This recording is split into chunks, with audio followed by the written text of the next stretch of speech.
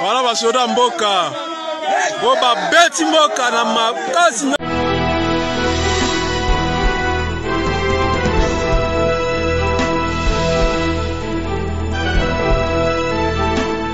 Bana mboka ya Congo RDC mabele ya bakoko batiki la biso partout vos alus dans le monde vraiment bonjour. Les autres alus mercredi le 15 juin 2022 précisément à la ville province de Kinshasa dans la République démocratique du Congo mobimba na 2 345 000 km² au bakoko batiki la biso comme héritage. Je suis venu auprès de vous aujourd'hui pour s'adresser à la jeunesse congolaise en particulier. Je suis venu parler de la jeune union, surtout comme vous savez, la jeunesse est de 17 à 18 jusqu'à 50 ans, donc tout dans la tranche d'âge. Vraiment, je m'adresse à vous. Notre nation, la RDC, est en danger. Il y a eu l'évasion, il a déjà commencé au niveau de Bunaganda.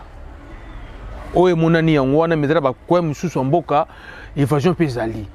Maintenant, nous simbité, c'est parce que nous avons couloir. Je commence par le propos du président burundais, Azali vraiment un frère Nabiso, un voisin frère. Le président burundais s'étonne dans un pays comme le nôtre, avec plus de 80 millions de population et plus de 75%. Il y a population, ce sont des jeunes. Jusque-là, on n'arrive pas à résoudre les problèmes avec le Rwandais. Ce que dit le président Burundi, vous savez que Burundi a déjà rompu avec le Rwanda. Le Rwanda s'est rappelé Burundi de l'autre côté. Parce que Burundi de l'autre côté, Burundi a rompu. Burundi avait déjà dit clair. Ceux qui poussent un dème, pas moi si j'avance avec 2 pas avec 2 coups. Soit pousser un 3 pas, moi j'avance avec 5 coups. Avec 5 pas, avec 3 coups ou 5 coups. Donc Burundi et Rwanda va coopérer en sous-souté. Un peu normal, le président burundais c'est un Hutu. C'est chez nous où il y a eu beaucoup de... On était trop passifs. Déjà à l'époque de Joseph Kabila, pour désigner le Rwanda comme des agresseurs, lui il ne voulait pas faire ça. Et jusqu'à Kinda, à Tikal Koloba ouvertement que le Rwanda des agresseurs na biso. Mais le loyo, tout le monde le M23, ils nous ont attaqué 3 fois. Bamega quel besoin de Chandougne Simbakite. Baye Kozubena à 35 km na axe Mususu ya ville ya Goma. Na attaqué Kuna, baye bazuika ba récupérer Kana. Kumangabu. Après RDC Bengani Babakei. Batikite cette fois-ci. Maintenant c'est l'armée rwandaise qui est venue en chair et en os. Baye notre armée n'a pas voulu que Bunda plaie à la population. Vous savez, la ville de Bunaganda, moi j'étais là-bas la dernière fois, c'était en 2012. Et nous avons victime, même 23 toujours. En 2012 ou 2013, je pense. 2012, Bunaganda, on a 23 ans. Et les 10 ans après, la politique donc la ville est vraiment développée, la cité est vraiment développée. La construction est allée, l'hôtel qui est comme la ville de Bunaganda.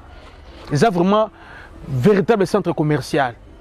Barrière à Mounene, au Uganda et à Kati comme à Goma. Et maintenant les Rwandais sont venus, notre armée n'a pas voulu. Ko baby sabilo ko ba commerçant o ba bundi ba mbongo na bango mo pour tonga banda ko bango kitoko tonga ba bijou ba se retirer qui est plus stratégique. Mais les Rwandais n'ont pas pu pénétrer frontière na biso na axe o ba banda ko bunda na FARDC. Ils ont passé par l'Ouganda. On a des preuves, on a des témoignages de nos frères congolais qui guerre ba kene na ngambo Ouganda. Ils ont vu des colonnes des militaires avec des tenues. Il y a des Rwandais, ils à partir à Ouganda, ils Rwanda. Ce sont nos frères, nos propres frères, ils n'ont pas pu pénétrer ligne offensive, ligne défensive à FARDC. Quand ils partent Ouganda, un grand merci à Congolais, surtout à Bunaganda, au Ouganda. Ils n'ont pas voulu qu'on ait des réfugiés parce que les Ougandais ont bengi bango, ils ont des réfugiés, mais ils ont une zone tampon. entre barrière Nabiso et barrière Ouganda. Ils vont dans la zone tampon, pourquoi ils ont refusé de faire ça? Ils ont refusé de faire ça parce que les Ougandais ont l'habitude. Bazora biso ba ceux qui trouvent biso biso sont quand ba réfugiés et maintenant quand ba réfugiés ba recruter ba jeunes kuna ba tinda ba on combat bu biso.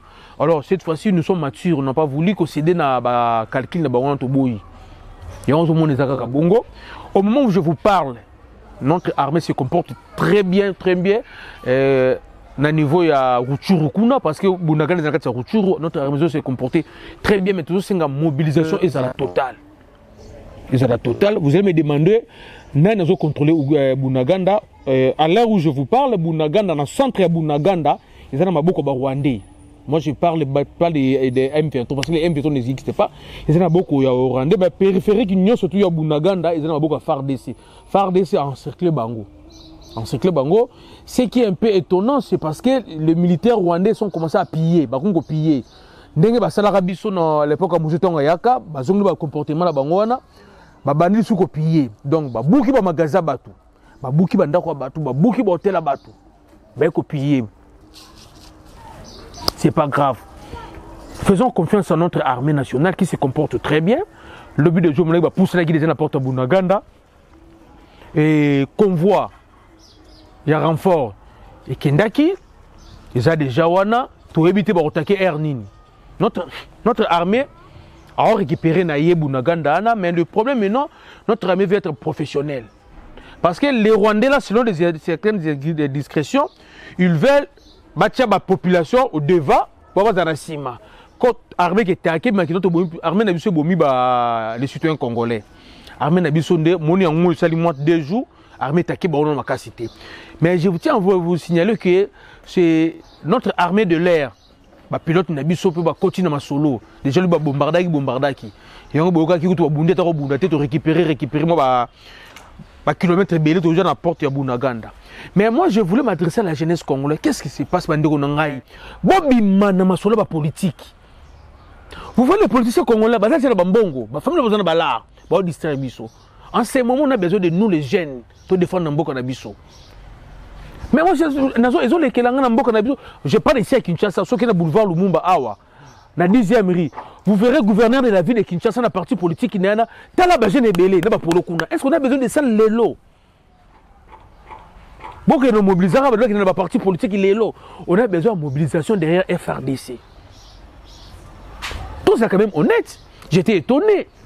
Le lundi, toute la journée, la télé RTNC chaîne nationale, na moni locomotive c'est que c'est la guerre. La chaîne privée est locomotive sur la guerre. Plus grave encore. Bataba Jalelo, qui est l'anniversaire chef de l'État, pendant que Bunaganda est tombé, les mêmes jours d'anniversaire chef de l'État, va préférer na bango, va tirer Félix, Feti, Maman Denise. Non, on n'a pas besoin de ça. Même lui-même, Félix a fêté. Pourquoi il n'a pas fêté? C'est parce qu'il a dit que non, l'air est grave. C'est pas l'air de fêter. C'est même pas l'air de Mélan Massanga. S'il faut décréter couvre-feu comme Mobimba, oui, nous sommes d'accord de faire ça. Papa, soit que nous défendons Mboka na bisoté. Vous pensez que les rois belges vont défendre la RDC? Non, on défend la bisoté. On défend la bisoté, papa Langaï. On défend la bisoté. Je suis jeune, tranche d'âge de 16 à 50 ans. Papa Langaï, c'est comme Mélan Massanga. C'est comme un politicien. L'air est grave. Ceux qui meurent dans Rutshuru là, ce sont des Congolais, papa. Ce sont nos mamans, nos papas, nos enfants, nos femmes, nos soeurs, nos frères. Pas besoin de Koufa. Donc toi tu es content de Koufa, tu vas dans le Baromela Massanga. Même mes frères vont combattre à 10e rue. Arrêtez de rêver. Arrêtez de rêver. Vous pensez que si y a la guerre au Congo, vous avez mis ça là? Ah, bon, qui est monté, mais vous savez, j'ai des personnes qui sont dans le midi, pourquoi? Vous n'aurez rien là-bas, papa Langaï. Mais vous osez que beaucoup de joie, personnalité, dignité, fière, être considéré dans ce monde. Si vous s'arrangez l'élo maintenant derrière FRDC, te bouter dehors, on va essayer de agresser. Tu seras fier d'être Congolais. On sera fier. Comme une fois on était fier avec Mobutu. Comment vous le jeunes, très tôt les matins, vous avez dit, vous avez dit, vous avez téléma. Vous avez téléma, papa, vous avez téléma poigne. Qu'est-ce que Bana va venir au téléma à 10e 36 ans, vous avez Moussala. Il y a les longs de Moussala. Non, pour l'instant, même Fatih Nenga Zabongo, il est conscient. La priorité des priorités, c'est la guerre. C'est la guerre qu'on mène avec le Rwandais. Et la guerre là, Fasciste sait très bien, il a besoin de la jeunesse. C'est nous les jeunes. Arrêtez de se distraire dans ma politique. Arrêtez de se distraire. Moi je préfère, même ministre intérieur Nabiso, tu es de l'UDP si je sais. Tu peux même arrêter mon combo là, interdire le drapeau de la partie politique pour l'instant. Nous sommes en guerre. L'unique et le seul drapeau, ils ont mérité à la Licolo, à la Berne, ils ont drapeau RDC. Ni parti IDPS, ni PPRD, ni parti politique, mon côté drapeau de la Licolo. Nous devons être solides dans le Koufa. Papa, tout. Je ne sais pas. Moi, ils sont en guerre. On voit nos ministres qui passent à la télé, très bien habillés là-bas. Arrogance, la TV français, cadre macroéconomique. Vous avez, papa, on n'a pas besoin de vos Français là. On a besoin de ministres guerriers. Vous avez dit que vous êtes des warriors, ce sont des guerriers. Qui guerriers les bidons aux Zawap. Quand on y à l'État, non. Paul Kagame, tout le monde a ces derniers temps, lorsqu'on a passé en public, lorsqu'on a se présenter en public, on a tenu militaire. Alors, désormais, Fachi, nous avons Mobali. Il ne veut pas partir à l'élo. Il faut que nous tenue militaire. Même nos ministres, il faut une tenue militaire. Papa, nous sommes en guerre. Le président est candidat à la tenue. Pas la tenue militaire. Moussa dans la tenue. Baba vient de me saouler. L'idée Moumbeng, ma sera guerre. Soit le grand tenue. Papa, comment nous sommes en guerre? Patrick Mouya Zoleka, la TV, on a un costume. Papa, on n'a pas besoin de ça, on n'a pas besoin de vos Français là. Papa. Nous, on a besoin de solution. Pour l'instant, sur ce 12 ans, nous devons être unis. Un seul homme. Pas de couleur politique, ni de tendance, ni de tribalisme. Nous devons être unis comme un seul homme derrière FRDC. C'est ce que nous voulons. Les discours des politiciens qui étaient dans le cadre macroéconomique, nous voulons voir un ministre qui n'a pas tenue militaire. Asali mobilisation de la partie X. Alors on parti drapeau parti na bango drapeau RDC. Azo mobiliser les militaires parti naie tout soutenir FRDC. C'est ce que nous voulons dans ces pays papa Rangai. C'est ce que nous voulons. Vous avez vu l'avancée, ce qui s'était passé ici à Kinshasa. Tant que convoi et Zuba ya Soudan à Caen. Bazo kende aéroport pour kende pour renforcer kuna na front. Vous avez vu les Congolais ce qu'ils ont fait. Tout au long du boulevard Lumumba.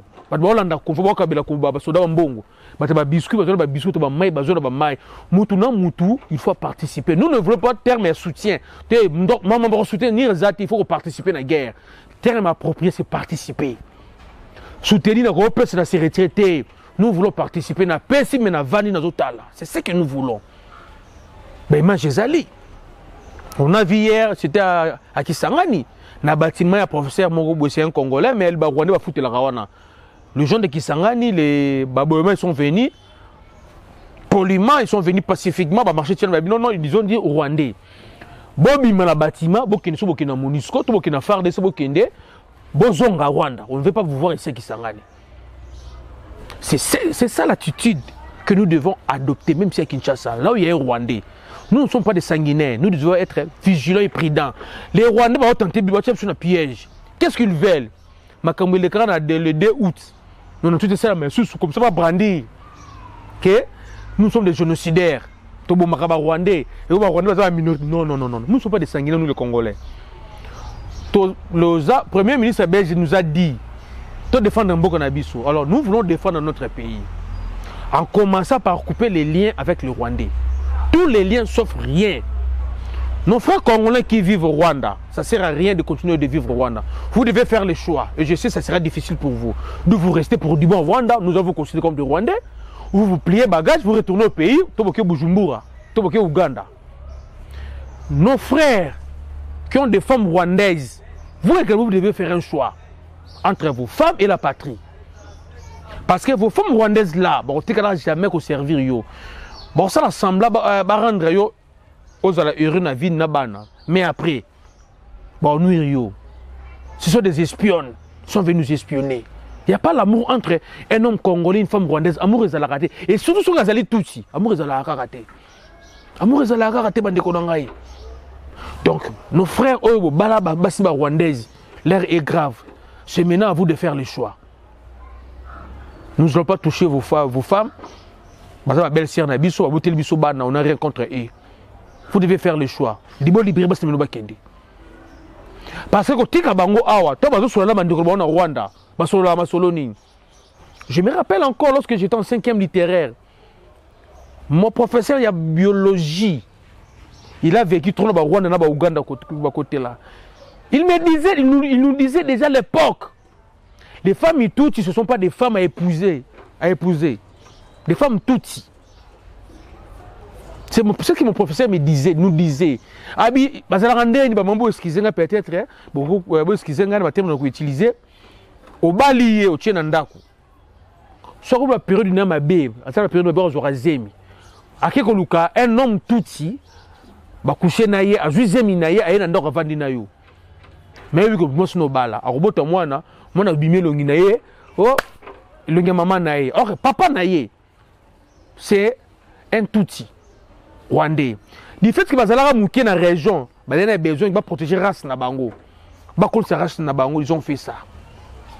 Yon de konanga Congo bala rwandaise. Qu'est-ce qui prouve que dans ndako no ba nos na bango ba parents tout rwandais. Alors vous devez faire un choix.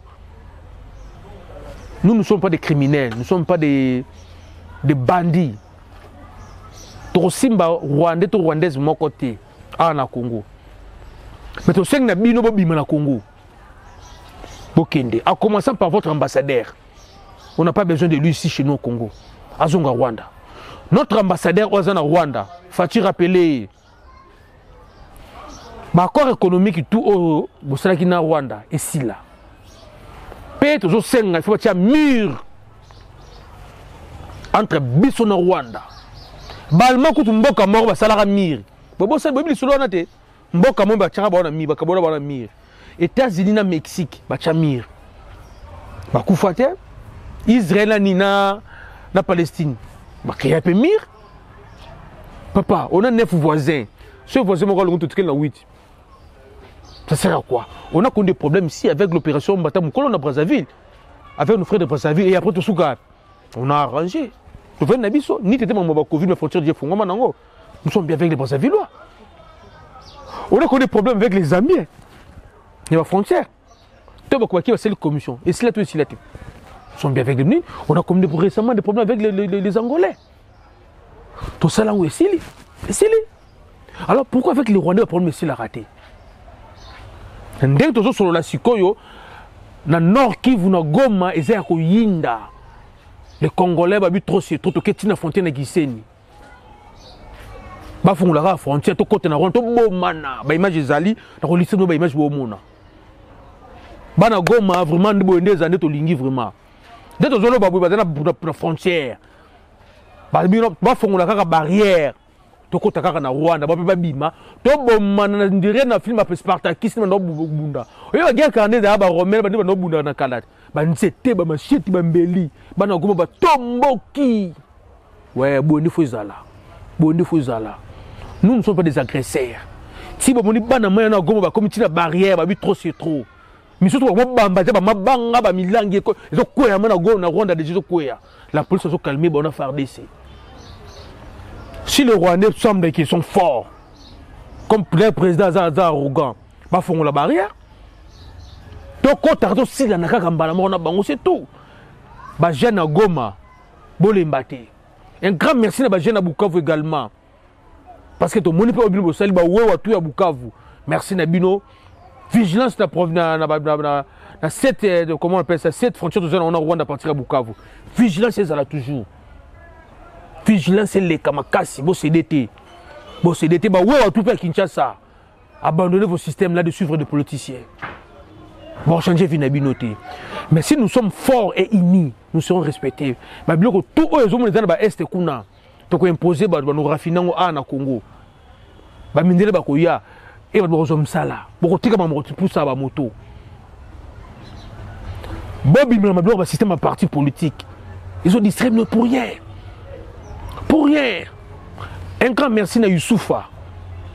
Moi, je n'ai pas parlé de Taboulay, on a bien qu'à commander français. Mais Alexis Bino, qui c'est un Congolais, a annulé concerné à Rwanda. Merci. Un grand merci à Fali Poupa DiCaprio. Oyo.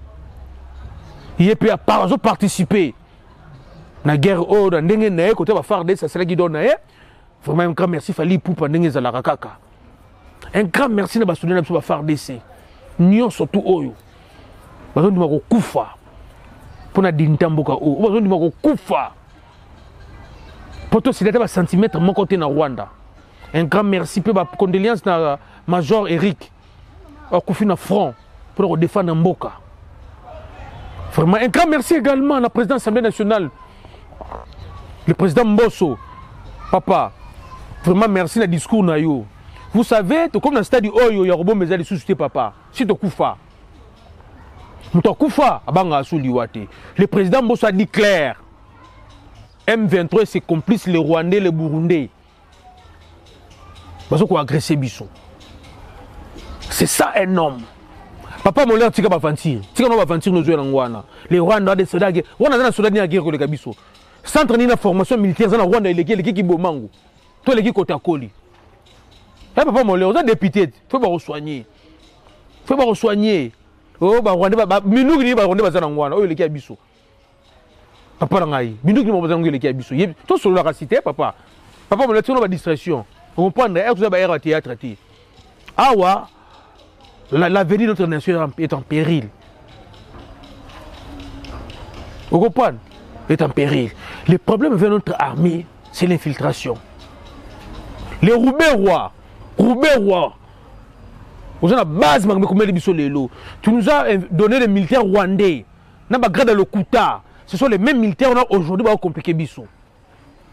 Roubaix-Rozoka, on peut s'habiller, on va faire du brassage après Sun City. Tu nous as donné des militaires rwandais, n'a pas grade le Kouta. On a déjà fait ton dima, mais tel le place pour commencer à la Bissot. Moi, je suis de l'autre côté. Na kindo kinabino, Batuchi. Bouti na FDLR sur FDNI. Oh, Mouzera Nangwana. Alliance de forces démocratiques, ceux qui ni. AFDEL. Bolongo kuna. Pas besoin de faire les débuts pour faire les RCD Nabino. Bolongo na RCD, bobomi batundam boutique pour faire ni CNDP. Bobomi batundam na CNDP pour faire boyar mobi mettre randam dam. Jean-Pierre Bemba fait la guerre l'Équateur. Jean-Pierre Bemba était allé aux provinces orientales. Il était soutenu par les Ougandais. Après Sun City. Il y a des gens qui ont une branche, il y a MLC, qui ont une armée nationale. Non. Pourquoi une armée nationale? Oh, d'accord, on a na Kabilate. Il y a des gens qui ont une branche, quelques éléments, il y a MLC, il y a Bemba. Va continuer la guerre. Non, pourquoi? Parce que ce sont des Congolais. La patrie, c'était comme les Congo, comme Congo. Vous, les quoi?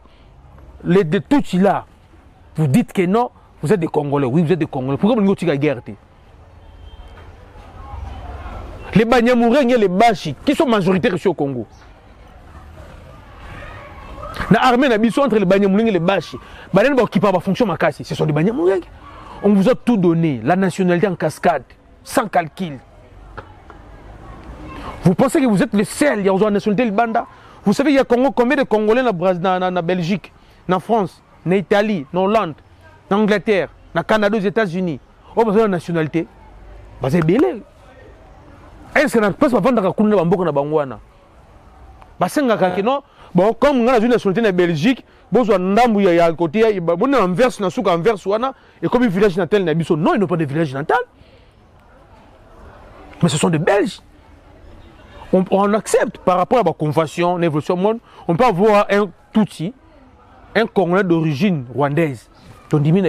Mais tu n'as pas le droit au Sengharabiso Mabélé. Vous voulez nous demander la terre. En fait, il y a une tribune qui est pas Sabino Batouchi. Tribune.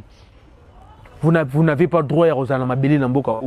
La nationalité, oui. Quand on dit Marango, si ça continue comme ça, nous allons vous retirer la nationalité. Là, on va faire en cascade. Nous avons enregistré, nous ne pouvons pas comme Congolais. Nous avons enregistré. Vous avez un nombre de combien? Quand on va dire que nous sommes Congolais. Non, ils ont raté. Ils ont raté. Ils ont raté. Nous avons toute une distraction. Toujours le gouvernement, nous les Congolais. La première chose, c'est quoi?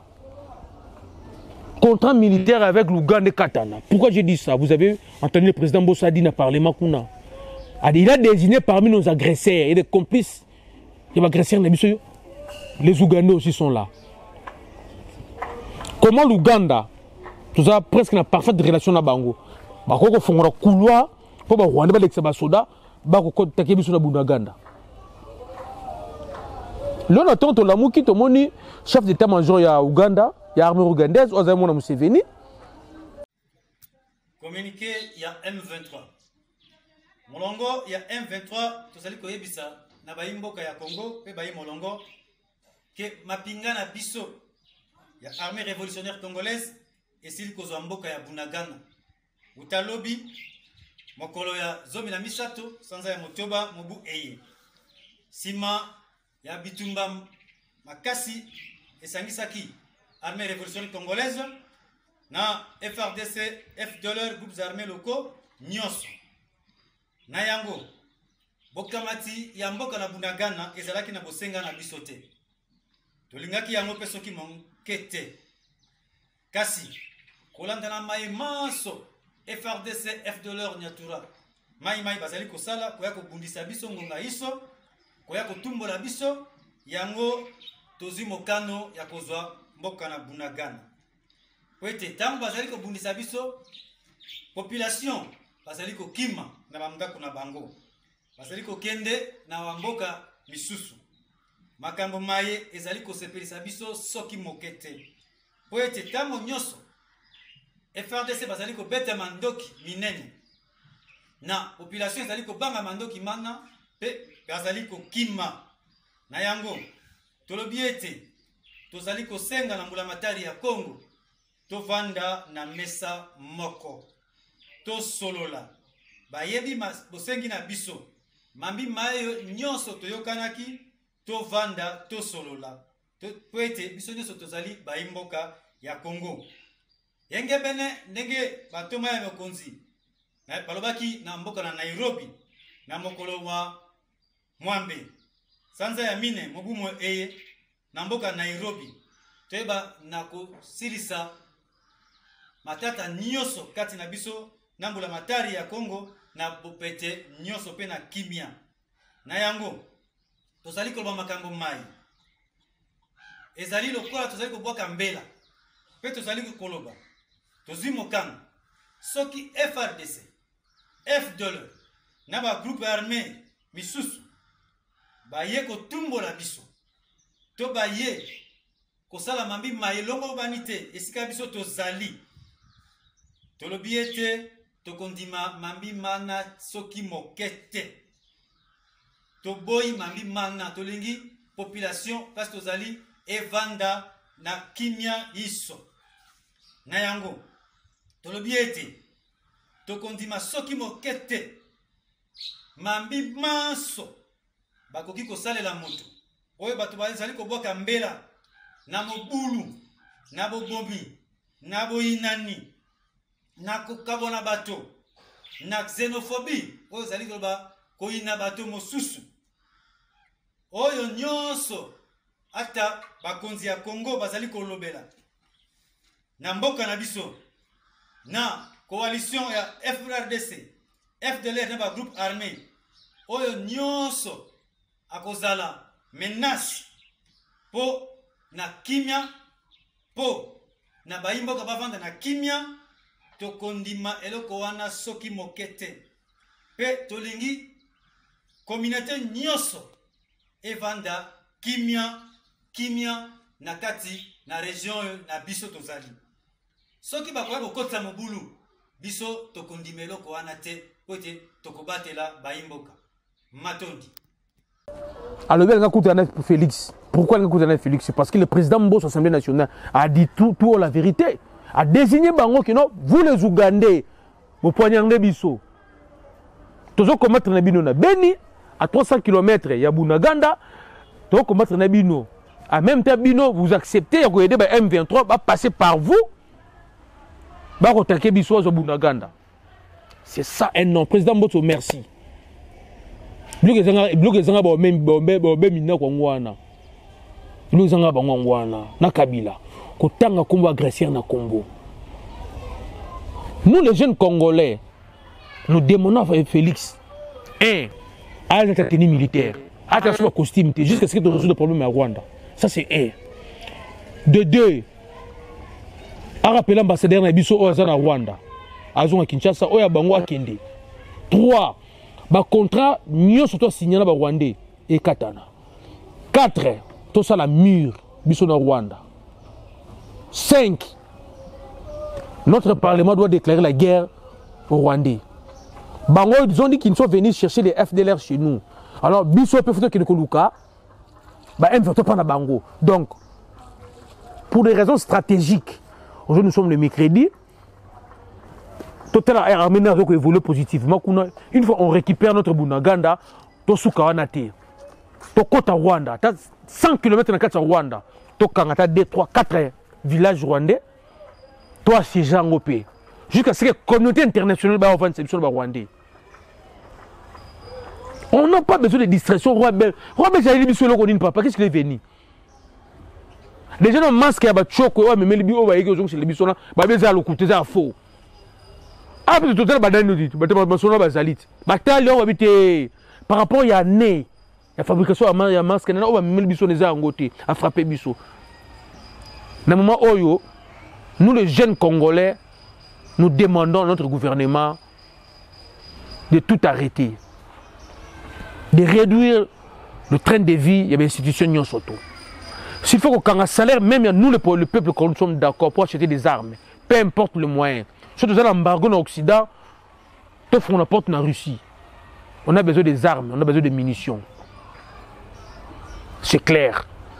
Les Maliens ont dit non aux Français, mais qui ne sont pas Russes. Nous on peut dire non aux Belges, qui ne sont pas Russes. C'est notre pays. De toutes les façons, les Belges vont se le côté. Il était à Kanda. Papa, tu es à Kanda.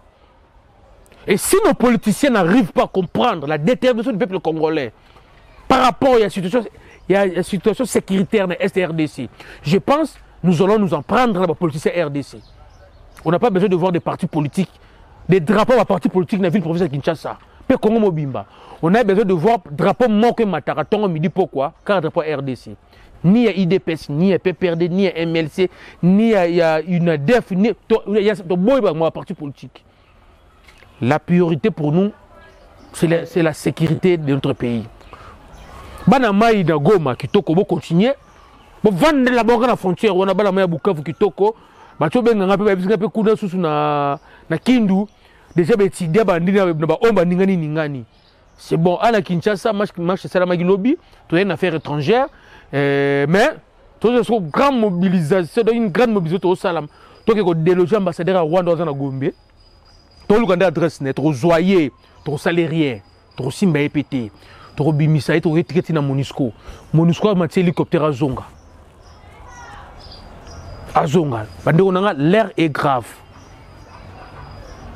Papa, même la Bible nous dit, si vous ne défendez pas la terre de vos ancêtres, vous serez maudits. Alors qui veut être maudit?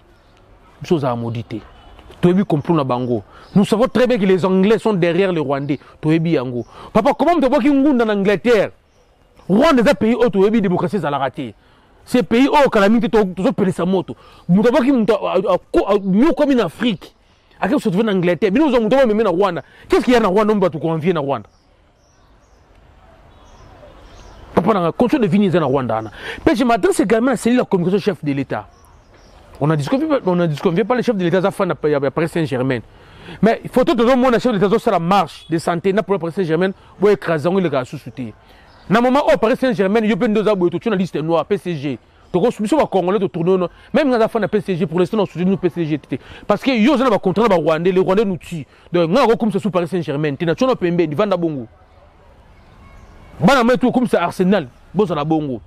On ne veut pas être quelque part en commun, bisous les Rwandais. Comme les Rwandais, na Arsenal, Paris Saint-Germain, donc nous les Congolais, il faut se retirer de la club de la Mi-Balé. Il faut que Kabouana Bango. Papa, va faire des sous-soutés. Mobilisation. Je m'adresse à la jeunesse congolaise, tout élément. Soyons debout. Mboka oza la jeunesse msousoute, Zaka Bibiso. Zaka Bibiso, papa. Si vous pensez qu'ils ont des blagues, Boké n'est pas camp militaire. Boké n'est pas matin ils ont salama. On a bitumbezali. Oui, par rapport au nombre, il y a des pertes. Biso tozala ba perte moukier par rapport à Bango. Mais oh, bah, ce sont des Congolais. Bokena Kankokolo, Bokena Kanchachi, Bokena Kanseta, Bokena Kibomango. Bokena Benteria Kuna. Bokena Banzangu, Mono, Blending, les Kabisoir. Ba gêne, Botika distraction. Botika Mamelara, Bazondo, de Nabalouenge, Louenge. Era on mélange le nom des sous-soutés. Era on a des partis politiques qui sont sous-soutés. Totelema. Bala moye ba combattre. Vous étiez les premiers. Et on s'est levé patriotique, vous les combattants. Nous sommes d'accord avec vous, nous avons l'espace Schengen. Vous continuez à la latter. Botika Makamabouké, tu n'as Laurent Sokoko, Botika Mpembeni. Vous avez dit ça soit pas un pamba. Bala moye ba combattre Botelema. Il faut qu'il y ait partout, il faut qu'il y ait l'ambassade d'Angleterre, parce que ce sont des Anglais. Il y a l'ambassade d'Angleterre. Il y a ceux qui ont la primature, ceux qui ont la Belgique. Il y a des hôtels qui ont marché. Parce que tant que nous avons répliqué, nous avons libéré Bunaganda. Nous avons les Nations Unies comme aux droits de l'homme, aux violations de l'homme. C'est que les Rwandais ont fait. Tout le monde a le droit de l'homme. Et en ce stade, Fachi, tous les côtés, on n'a pas des amis. Nous sommes seuls contre tous dans ce monde. Comptez dans tout le monde, Fachi. Comptez dans le peuple congolais. Et nous, le peuple congolais, tout comptez dans le Fachi. Nous avons Soudan Abisso. Mais imaginez, vous allez illustrer. Vous allez voir comment nos militaires, nos silica, ils disent que non. C'est parce que trop diplomate, il y a déjà la guerre. Sauf dans une force spéciale, la Bisso, et qui s'est retrouvé dans Rwanda. Vous pensez que les Anglais, les Français, les Belges, qu'est-ce qu'ils vont dire? Bon, taxé sur les génocidaires. Mais il y a des gens qui continuent au Congo, le Béloroni. Moi, je suis venu à tout le Congo, à Ningani. Problème est il y a des gens qui Fachi. Mais il faut que ça soit clair. Si tu es avec nous, tu es avec nous. Si vous n'êtes pas avec nous, nous les Congolais, nous sommes prêts à faire la guerre avec les Rwandais et les Ougandais en même temps. Nous sommes prêts. Et nous sommes prêts à tourner le dos à l'Occident plutôt qu'il n'y ait pas Poutine. Parce que chez Poutine, nous avons Minduki. Chez Poutine, nous avons un avion de guerre. Comme Bamalien Bazoui. France et Belgique, on peut s'appuyer le roté. Bola ni la Bambababla en Ukraine. On n'a pas besoin de vous cette fois-ci. Rwanda, comment le anglais? Bah, français, vous savez le roté. Alors, nous aussi, on peut dire qu'à partir d'aujourd'hui, tout quand ils sont tout. SNE qui était la RDCT, Air France qui était sous la RDCT, Toluki, ceux qui risquent, ceux qui turquisent, Tolingi. Papa, on en a marre de vivre derrière l'identité à Batumisusu. Nous sommes des Congolais. Nous voulons vivre dans l'identité de nos Congolais. Nous n'avons pas passé. Nous avons surtout des Congolais. Nous avons mobilisation des Alabo Lembate. Province Union, surtout au Ningisa. Nous avons les Mbezate. Kinshasa des Assombele Soukabisanga. Tous à Roulala. Les gens de Kino arrêtez de passer votre temps dans ma Kambo Yabanine. Et ma politique. Il faut changer Mbokate. Pe bana wenge to c'est la bino to annonce na bino concert le 30 juin Tshisikoyo boula tata batena Pentagone pour que ça annonce concernant les Cambodgiens na est concert le 30 juin mais boye ba rembo que ça na guerre priorité ça guerre bon changer stratégie pour le concert na bino wana bon comment maintenir nos dates le 30 juin mais vous changer thème vous comprenez dans moment oh ba za ba prière au soutenir FARDC. Pourquoi tu as un concert pour la paix, un concert pour le soutien de la FRDC. Vous venez, vous structure bien, caisse à miner, comme ça, on fait les montées, on a 5 $, 10 $, 3 000, 5 000, on a tout, on a état-major, on peut se soda. C'est ma 2 000, on peut se soda. Bah, député, on peut se 5 000 na bango. Une stratégie, parce que si on a un concert, on a un concert. Vraiment merci Nabino tout mobilisation toujours to kolonga kaka RDC lokoma kasi